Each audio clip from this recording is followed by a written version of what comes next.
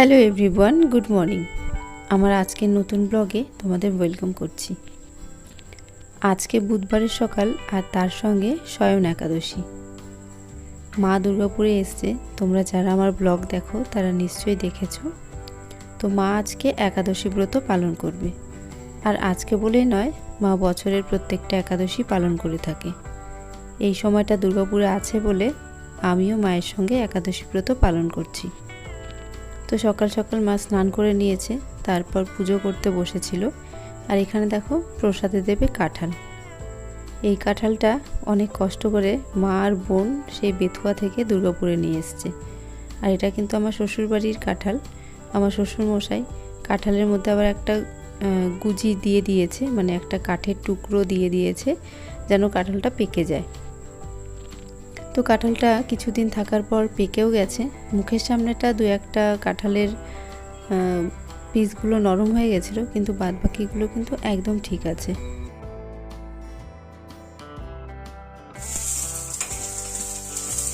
এখানে আজকে একাদশীর প্রসাদ বানানো হচ্ছে। এখানে দেখো সবার ফার্স্টে বাদাম ভেজে নিচ্ছে। আজকে হবে সাবুর পোলাও। এখানে দেখো সাবু ভিজিয়ে রাখা হয়েছে, 2 ঘন্টা 2.5 ঘন্টা ভিজানো আছে এই সাবুটা। আর এখানটা আলু কাটা আছে, একদম ছোট ছোট টুকরো করে আলু কাটা আছে। হ্যাঁ,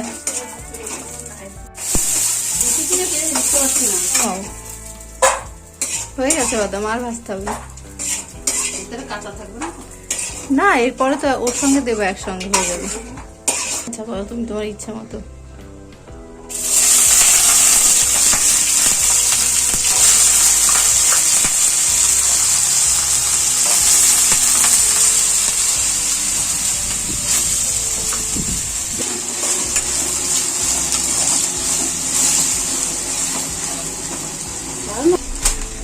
সন্দক লবণ দিয়ে আজকে রান্নাটা হচ্ছে।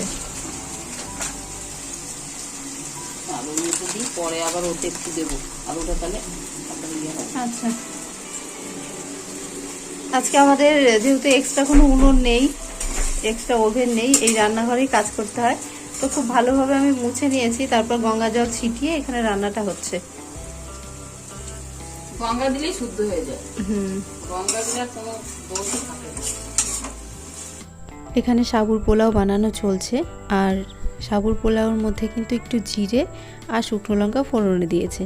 সবার ফার্স্টে একটু সাদা তেল দিয়ে, মানে সূর্যমুখী তেল কিংবা বিশুদ্ধ ঘি, এই দুটোই একাদশীর খাবারে ব্যবহার করা যায়। তো আমি সূর্যমুখী তেলই এনেছিলাম। তো মা সূর্যমুখী তেলে দেখো ছোট ছোট করে আলুর টুকরোগুলো ফার্স্টে ভেজে নিল, তারপর একটু গোটা জিরে আর শুকনো লঙ্কা দিয়ে দিল ফোড়নে। আর সেরকম কিছুই এখানে যাবে না। তারপর দিয়ে দেওয়া হচ্ছে এখানে ভিজিয়ে রাখা সাবু। আর এই যে সাবুটা দেখতে পাচ্ছ, এটা কিন্তু বড় দানার সাবু। একাদশীর দিন কিন্তু বড় দানার সাবুটাই ব্যবহার করা উচিত, কারণ শুনেছি ছোট দানার যে সাবুগুলো হয় সেখানে ময়দার মিশ্রণ থাকতে পারে। তো আমি বাজার থেকে বড় দানার সাবুই এনেছিলাম।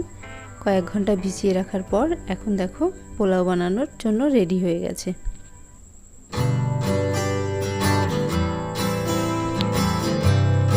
আমার যেহেতু এখানে খুব একটা নিরামিষ বাসনপত্র এখনো কেনা হয়ে ওঠেনি, তো যে কটা বাসন ছিল তাই দিয়েই মা রান্নাবান্নাটা করছে।